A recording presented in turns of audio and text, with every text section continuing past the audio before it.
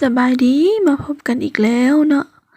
วันนี้เราจะมาเรียนการแทรกรูปภาพในสัญลักษณ์ซับในโปรแกรม Word เมื่อเราต้องการใส่รูปภาพเข้าในวงกลมหรือว่าแท็บของ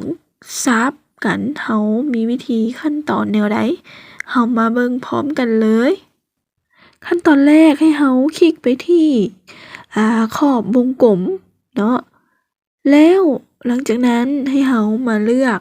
แท็บ Format แล้วคลิกเข้าไปที่ Sharp Fill ต่อไปให้เราเลือกคำว่า Picture เพื่อเลือกรูปหรือกาสาดเข้าในวงกลมนั่นเองเนาะต่อมาให้เราคลิกใส่รูปเลยแล้วให้เรากด Insert หรือว่าแทรกโอเคหลังจากเรากด Insert หรือว่าแทรกแล้วมาฮอดหน้าต่างนี้ถือว่าการเพิ่มกาสาดของเราได้สำเร็จแล้วเนาะ